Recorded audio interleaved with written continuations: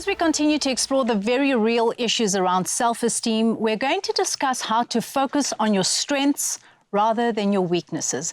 And who better to guide us through this conversation than the incredible Rushda, who is renowned for her positive outlook and unwavering dedication to personal growth.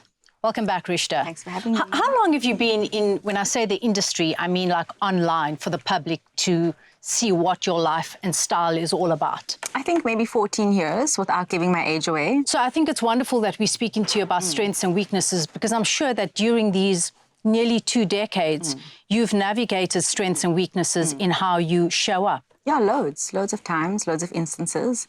But Please why give do us you an wanna, example. But why do you want to hand your power over to someone else? I know, but you see, you're evolved. That's why you can say that right now. But tell me about Rushda 14 years ago, which I'm sure, like when you think about your clients, and I know that the women that come to you because you inspire them, you motivate them, and they look up to you. But they are not where you are, right? You are this wonderful, evolved, elevated version.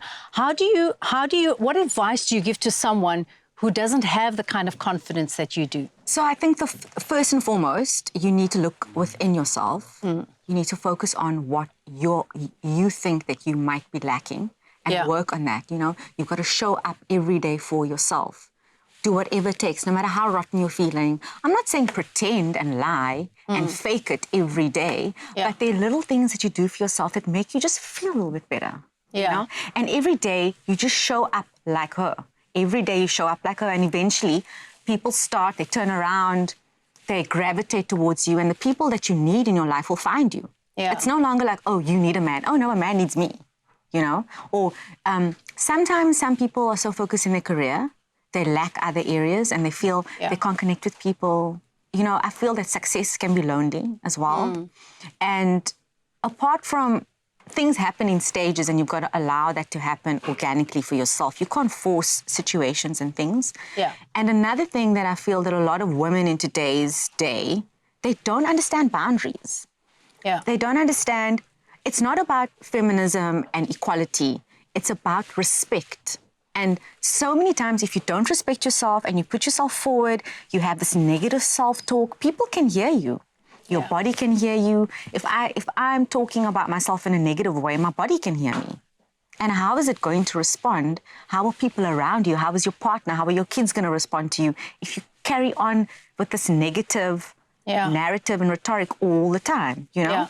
And if you start saying positive things, and people around you start saying positive things about themselves, and that way you grow together, I guess, So you become the example. I honestly feel like I'm sitting in the presence of power, really. And I think it's wonderful, because you obviously arrived at this place for yourself, and how beautiful that you are a mom to 4 boys, because they look at you and they go, that's a woman, and she is power, and she's in her power.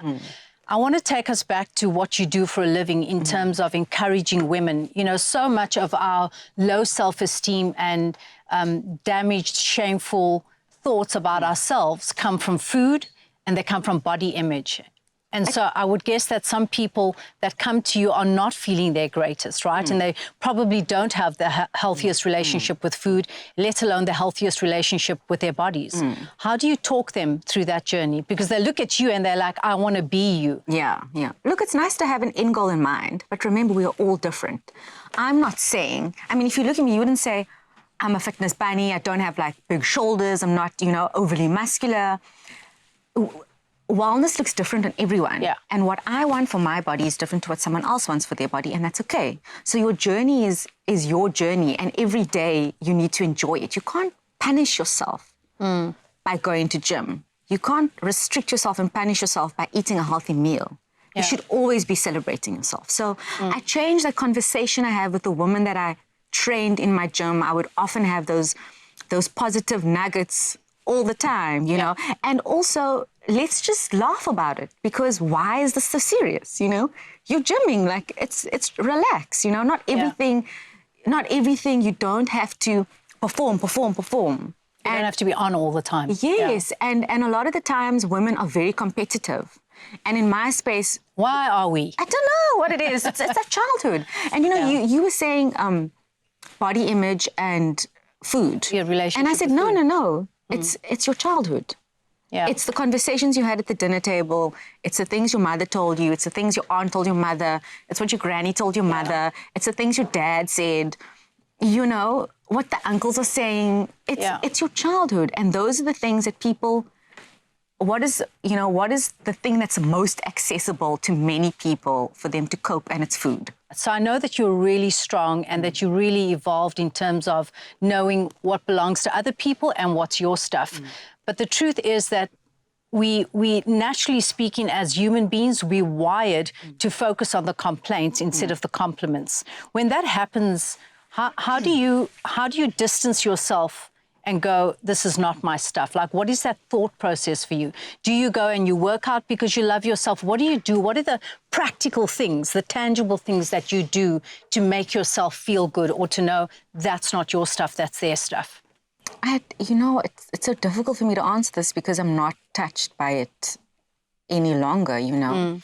There were times where I would get feisty and work myself up maybe, and then my closest would say to me, yeah, but they don't know you like I know you, you know? Okay. And that's a privilege to know me like my friends know me. Yeah. And I'm sorry for you if, you know, you have nothing better to do, but I have a million things on my to-do list and you are not one of them. So I need to carry on with what is important to me.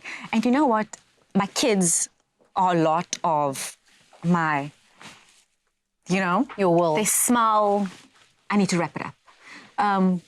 My kids are a lot of what makes me feel anchored. Yeah, like what? And at home. Like everything else is forgotten. Yeah. You know, if my son's having a meltdown over a snack, that's more important than... I love that, Bushra. It's, you know, what I'm getting from you is know yourself, know thyself. And if you know yourself, then no one else can impact you or take away your self-worth or your self-esteem. Thank you so much. I hope that this conversation serves as a reminder that each of us possess a unique talent, skill, and quality that makes us who we are. So while it's important to acknowledge areas where we can improve on, dwelling on our weaknesses can often overshadow the incredible strengths that we bring to the table.